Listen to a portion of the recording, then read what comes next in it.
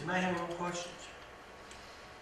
Comments? Well, the comment I have is that when you're doing your presentation over there, I was amazed how we have quality people. And I understand the transfer form is going to be signed by two people. One is where the money's going to be transferred out of, and then the person's transferred into got to sign it. But then what really got me, and I understand that's an easy transfer, you can trace that.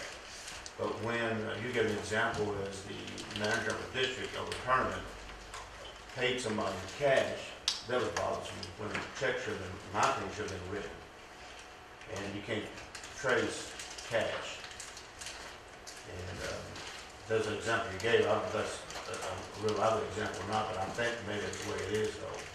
Was that correct? Okay. And that is bothersome. We had quality people giving cash when check is always the best receipt you got. Well, and the changes that are going to be made in that, and that was in our proposal, Right. is that whoever is responsible for that tournament from now on, okay? Right.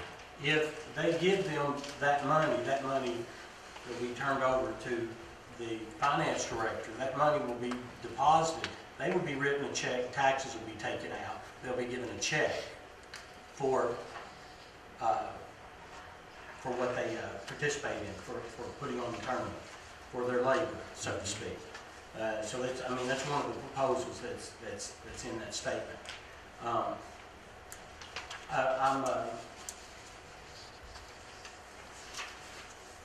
do have a question about, and I guess I am beating a dead horse, but I still, on every single one of these activity fund, school activity fund transfer forms, it has an explanation.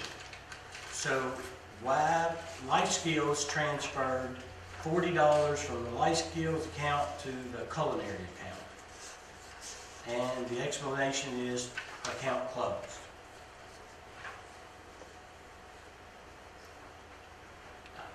This just makes no sense to me. Why did you transfer $40 from life skills to culinary? Just to close the account? You know, is that the reason that it was transferred? Just to close the account? Why didn't life skills keep their $40? You see what I'm talking about? When somebody on the outside looks at this and looks at these, and it should be very simple for them to look at and know what's happened in this transfer right here. And I still don't know what happened. I still don't know. Go ahead, Dwayne. Every session that I've been to that's talked about the auditors, they advise that you change auditors every 4 years. And I mean, I'm not saying this happened, but people get too familiar with everybody, and there's money involved, and you know, and they just advise that you change auditors, and that's something that we haven't done. And when you do that, you should change auditors occasionally. I'm thinking, I'm in here, excuse me, Mr. Chairman, may I be recognized? That's right. I think you're exactly right. I think I've heard every 2 or 3 years we should change auditors. And it's just because we're human beings, everybody's familiar with everybody, they're getting paid. The school district wants a good audit report, they want to give a good audit report, and it's just easy to kind of let things slide by. I don't say that's happened, but it's easy to do that. And they advise that you change your auditors every so often. Okay, I've sat and listened to this very carefully, but what bothers me is what you said a while ago. Since July the 1st, and the new rules of the Red Book, and we still have documentation that are not signed. So who is responsible to make sure that those things happen, and if they don't, then somebody takes care of that? It's in the Red Book. I know that, but if somebody's not carrying out the duties, who's responsible for taking care of that person that's not signing the form as they should be signed? That'd be my responsibility. And that's what I thought. Booth? My responsibility. Well, I thought it was the district finance officer's responsibility, which reports to you, because that's what the Red Book says. It's their responsibility to do that, that report to you. With the red That's books. what the red book says, but it's my responsibility to supervise principals and central office personnel. That's ultimately my responsibility. Okay, Well- let me say this, this is something I learned about the audit that we have every year. The audit is done accordingly to state standards, okay? Whoever does the audit just doesn't decide to audit whatever they want to. There are certain guidelines that they have to go by to audit, am I correct with that? Okay, there's certain guidelines. They go into different accounts, they go into different parts of the accounting procedures, and they pull different things, certain amounts. They don't go to anything lower than a certain amount of money unless they find discrepancies in it, and then they need to dig a little deeper. Now, I don't know exactly what that amount is, but I do know that if we hadn't had this special audit that we paid for in the activity fund, these amounts would not be looked at. Okay, now, you have to realize too that we didn't look at the amounts below $500. Only $500 and above is what the audit looked at. So how many below $500? What would we find if we went down that line? Now that concerns me. Okay, so it's definitely something for this board to work on.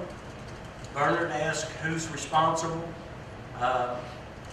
You know, you can start the responsibility down to the person in whatever account that picks the paper up and transfers funds, but when it all comes down to it, this board is responsible. We're going to hold accountable for that. That's true. Okay, And who are we gonna hold responsible? exactly. And so Laura's heard me say that before. When Exactly. it comes down to the bottom line, then It's I will look to Laura and say, you know, Exactly. why did that happen, or why hasn't that been corrected? So if nobody has, is there any more questions or comments before we're not going to, we've made some recommendations to the superintendent. We won't act on anything tonight. We won't act on anything until the superintendent recommends to us what needs to be changed. Can I make one statement and one correction that I'm hearing that's not correct? Sure. The statement that cash is taken at the gate receipts and cash is given to the individual working is not correct. The cash is taken at the gate and is accounted for through ticket sales and forms that's then turned into the school treasurer for deposit. Any money that's moved is through the transfer at that point to the coach's fund. It's not a matter of handing cash out to an individual and then put it into the account. Robbie, when we talk to you about people who run the tournaments, you explained to us that you were an individual who ran a tournament at one time and you were paid by the district, whether it was a football tournament or baseball, I can't remember exactly what it was, okay? How did they pay you? It was through the transfer out of the gate, like Ms. Caldwell said. It was transferred into the coach's fund. Okay, so But they now- didn't actually hand you cash, but they took proceeds out of the gate, okay, and gave it to someone, okay? And then that someone transferred that money from some account to the coach's fund. Yeah. That amount of money. Technically, how we run them is they run through the athletic account, then it's transferred that way. Okay, so So now, after going through this audit, we send it over to the board, that fee. right, I understand that's what we recommend Yeah. to happen. Yeah, But- that's the way we're doing it. So you're saying that when you ran the tournament and you were paid for running the tournament, you never touched any money? No, sir. Okay, the money was, did they write a check to Marion County High School what did they do? They took, Transferred. transferred out of ticket sales, a certain amount of money for Robbie into the athletic fund, or activity fund, which went into the athletic fund, which went into the coaches fund. Okay. Okay, that answers the question. Did we find out, and I don't know this answer, I don't think, why the coaches fund was closed? We didn't find that out. did we? No. No, and we didn't ask that question. Why? Can you tell me, Robbie, why the coaches fund was closed? Well, I've actually not went through the Red Book training, but what I was hearing from, like at our AD meetings and everything, that no more expenses be, paid for anything adult-wise. I saw that there was no reason to keep it so closed. Okay. And actually, the coaches cards, which is, What do you want to say about the coaches cards? actually, there should be a receipt. I should be able to print your receipt straight from that account, and I'll have that to you too, Okay. from Ms. Brady. Okay. I do have one more question. Sure. Can you give me any idea of how much money in this activity account that we're actually talking about in a year's time? Any idea of how much money that we're really talking about? I mean, we talk about hundreds of thousands of dollars. Are we talking about all 80 accounts? Yes, He's talking about yes. the activity fund. And, I mean, just as general, Yes, it would be just a minute. I would think if you look at all the accounts together, you're looking at about $140,000. That's 80 different accounts. For example, Beta Club has an account. Class of 2013, 14 has an account. Our ag department has an account. Girls volleyball, girls and boys track. So each one of them has an account, and all together, that's what one ledger sheet has, about $140,000. And that money's to be spent on children. Volleyball collects money, the money should be spent on the girls playing volleyball. Mr. Chairman, Yes, sir. we've had discussions in the past about the end of the year, and then at the beginning of the new year, there's money left in the activity fund. I'd like to hear more about describe. So at the end of the year, there's money left there to use to start the new year, is that correct?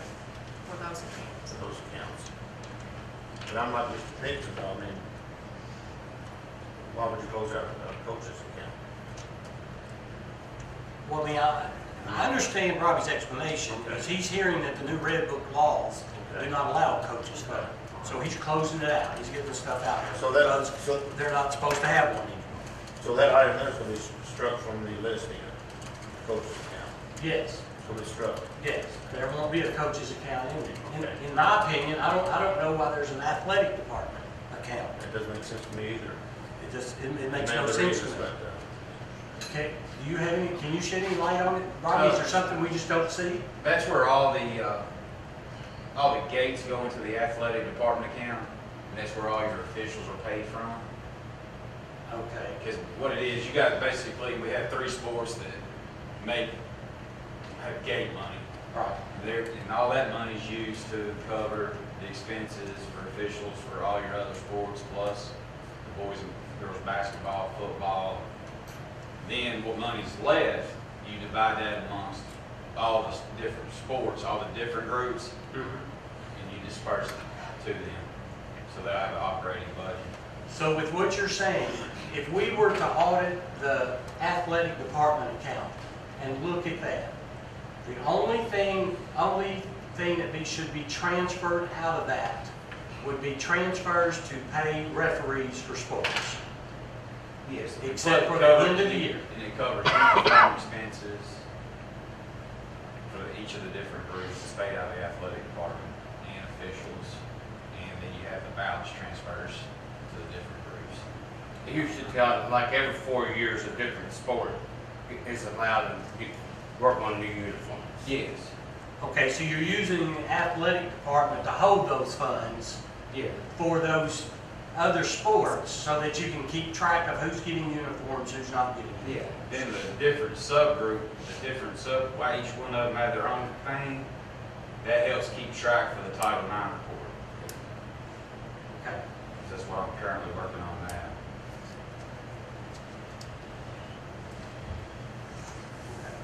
And believe me, you want to be compliant in that. Absolutely. Absolutely. Any more questions? Thank you all. Now, let's go on to another matter of business that we have to discuss. And that is the LGA grant. And Ms. Losher and I will try to explain this the best that we can. And again, we're not going to take any action on this tonight. What we're going to do is discuss it, give you the information, and then at a later date, we will take action on what we think we need to do to fix this.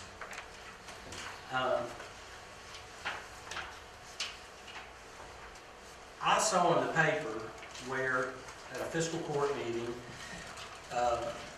magistrates were concerned with how we spent $150 that was granted to us by them.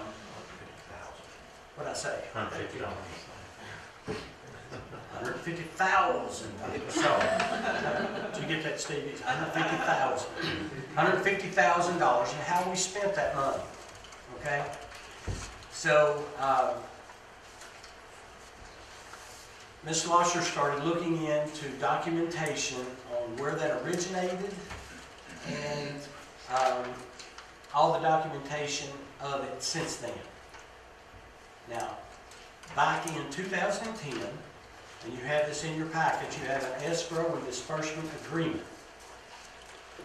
And in that agreement, it tells, I'm not going to read the whole agreement, but it tells us what the $150,000 is to be used for. And it specifically states equipment for the Area Tech Center. This was signed by John G. Mattingly. It was notarized by Karen Spalding, or attested by Karen Spalding, and it was signed by Laura Arnold. There was a place on the form for the prior superintendent's signature, but there was no signature. He failed to sign it. So, nevertheless, we were granted the $150,000. On January the 31st of 2011, Mr. Burkett sent a letter, who was our interim superintendent at that time, sent a letter to the fiscal court, to John G. Mattingly, Marion County Fiscal Court, attention John G. Mattingly, signed by Steve and myself, asking that we use $35,000 of that money to cover the salary of the engineer that we was going to hire. And I think we all remember discussing that. And we got it in the minutes of the meeting. And we received a letter back from Mr. Mattingly telling us that that was okay. They understood we needed the funds for that, as long as we put the money back in. And it said we would put the money back in out of our contingency when the Area Tech Center was finished, what we had left over. So what we did is we looked up documentation to try to find exactly where the money went.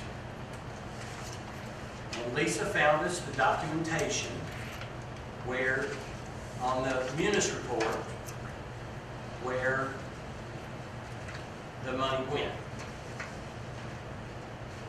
We have one statement, and it says a summary of LGEA grant spending donation from Marion County Fiscal Court. And we spent $112,920 on Mary Taylor's salary, EMT program, industrial maintenance position, and engineering position, according to this. We spent $1,016 for a computer for the engineering position. We spent $8,000 in change on web licenses, computer software. We spent $8,725 and $3,615 on machinery out of $150,000. It's all on the report here. It shows exactly what we spent the money on. Now, I'm inclined to believe that what we should do as a board, and I want to hear what the board members have to say about this, but I'm inclined to believe that we should refund the money that we did not spend on machinery for the area tech center that we used for something else, and put that money back in the ATC. Simply because we didn't live up to the agreement. Okay? Now, if there was conversation or if there was any, I could not find any documentation, and we looked at all the meetings since then, I couldn't find any place where we discussed using this money for those items. So I think it's only fair to the fiscal court that we put the money back and use the money for what it was originally given to us for. Butch. So you're saying you don't see anything where we used the money? No, I know where we used it. But there was a board meeting, wasn't there, then, and it was approved, a motion was made to use the 30,000 for that salary because we got the okay to use the money. We did on that particular $35,000. Right, but we just didn't put the money back. No, we put the $35,000 back. We put the 35. Yeah, we put the $35,000 back. It came out of the contingency out of the tech center. Okay. Okay? So we put the $35,000 back. Okay? I mean, we used a certain amount of dollars on machinery up there. Okay? But we didn't use the $150,000 that fiscal court gave us that was postmarked for a particular item. We didn't do that. So, in my opinion, there would be, I'll tell you my opinion first, I guess, but those funds were restricted funds originally. Right. So my opinion would be is to put the money back. Right. That's my opinion. Okay. Mike? I feel exactly the same way on that. The Marion County Fiscal Court's been awfully good to the Marion County Board of Education and Schools. They've done everything we can when possible to help us out to make sure our kids get what they need, especially in the area of tech training. So I'm in favor of making it right, putting money back where it should belong. I sure do. Are there any indications, there's a reason for me asking this question, are there any indications that we may have discussed, in 2 or 3 years, everybody forgets, unless you put it in the minutes? Right. And I'm always, that's one of the things, whatever you do, make sure it gets in the minutes if you change something like that. Because I can't remember about that, and it seems like there were some discussions about it, but I can't remember. I'm for it if that's what we, I think we should put it back. And I too think that we had a discussion, and when we were renovating the tech center, that the bids come in higher than what we expected. And it seemed like we had some kind of discussion about that, but like I say, we cannot find any documentation to that effect. So, I think we need to put the money back for equipment person. Right. And I don't know, I spoke to a couple of the magistrates, I don't know what kind of conversation they all had together at their meeting, and it could be like ours, maybe something was discussed, but it's not in their minutes either. It's not in our minutes. The fiscal court gives us a certain amount of dollars every year for us to use at our discretion for different groups who need money during the year. Baseball, football, if anybody needs a little extra. What was happening is they were going to the fiscal court, every meeting, they had somebody from the school system coming up there and asking them for extra, that amount of dollars. So what the fiscal court decided to do was to give us X amount of dollars and say, you all take it and you all disperse it between those groups when they need it. Let them come to you instead of us. Because you know if they need more than we do. So they've been gracious and they've been doing that every year since we decided to do that. And they left that up to us. This is just a little bit, this is different because we had a document signed, an agreement that this is exactly what we use the money for, and we didn't do that. So we can put this to rest at a board meeting coming up soon. Okay? Any more comments or questions? Thank you. Lisa, it's your turn for our financial.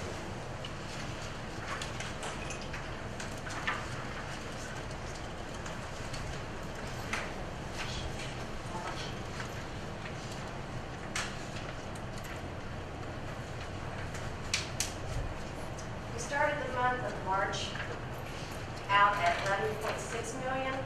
We had revenue of 1.7.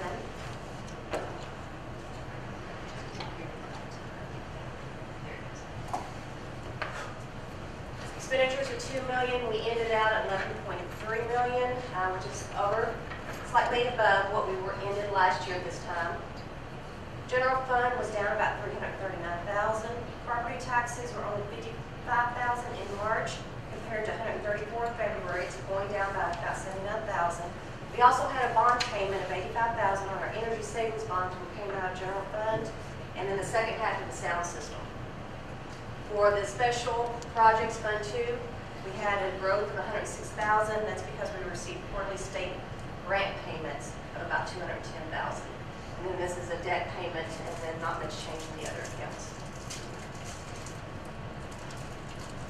Any questions on the balance sheet?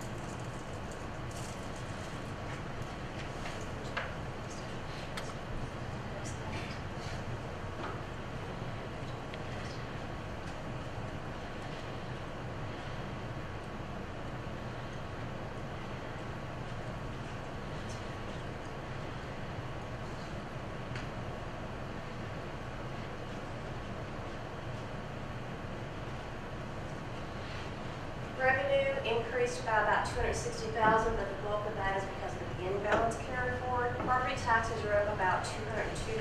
That's compared to an estimate of about 275,000. Interest income, though, is down by about 43,000 because of the lower interest rates. Our state sources seat continues to go down. It's down about 188,000. And then the vocational seat that's actually in Fund 2. Lisa, what'd you say on the state? See, Seat is down about 188,000 compared to last year. now, down from last year? Yes. And was that expected or? Yes, Okay. that is expected. And what's it look like for the rest of the year? It will continue to go down more. Thank you. We will be down for the rest of this year. Yes. Federal funds, Medicaid and ROTC reimbursement is what makes that amount up. When you look at expenses, I mean, we're up 185,000. We've talked about what makes that up, as far as textbooks, computer purchases, and repairs to West Marion's HVAC systems.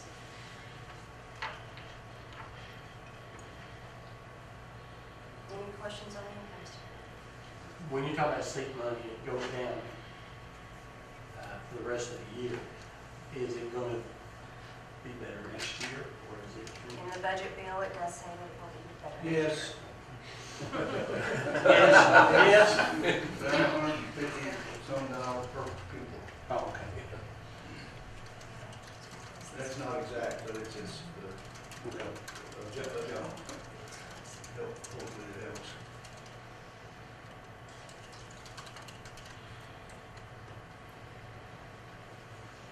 And a quick look at the food service income statement. Revenue's down by 172,000. When you look at current income versus current expenses, we're operating at a loss of about $9,000. That's compared to about $16,000 loss last month, so it's actually improving for right now. Last year, we were operating at a gain of about 16.6, but we had also gone to school more last year at this time than we had this year. So some of that will catch up. Why is that number so high, that 172,000? Did you say we're down that much from We're last year? down compared to last year, yes. And But you why can is see- that number so high? You can see, it has to do with the number of reimbursements we received from meals served, because we haven't served as many this year as we did last year at this time because of the snow days. All right, thank you. And then, Teresa, if you scroll down to the next page. When you look at expenses, we're actually down 71,000 again. We haven't made as many food purchases or milk purchases at that time. And then we had also, during the month of March last year, we had bought combi ovens and tilt skillets, which made up this difference of about 65,000. So we have a healthy balance in food service. We have a healthy balance, yes. Any other questions? Thank you, Lisa. Next is school nurse contract. I'll make a motion that the board approve a contract with Lincoln Trail District Health Department for school nurse services for 2014-2015 school year at a total cost of $140,000 to be paid in quarterly increments of $35,000 each. Second. Questions or comments? All those in favor? Aye. Opposed? Thank you, gentlemen. Overnight trips, student trips over 100 miles. I make a motion that the board approve the following overnight over 100-mile student trips. Marion County High School FBLA and the Marion County High School FCCLA. Second. Questions or comments? All those in favor? Aye. Opposed? Thank you. School calendar amendment. Upon the recommendation of Superintendent Schlosser, I move that the board approve the following amendments to the 2013-14 school calendar. School will not be in session on Memorial Day, May 26, 2014. Last day for students, June 4, 2014. Closing day, last day for teachers, June 6, 2014. Instructional days from 174 to 172. And staff work days, May the 20th and June the 5th, 2014. Second. Questions or comments? All those in favor? Aye. Opposed? 2014 MCH graduation day. I move that the board approve the following date for Marion County High School graduation ceremony for Saturday, June the 7th, 2014, 11 a.m. I second.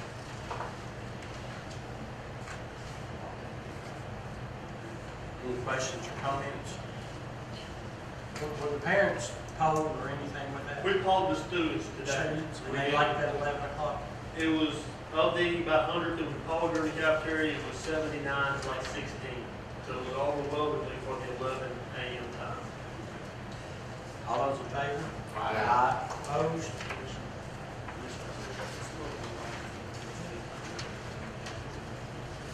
Consent items?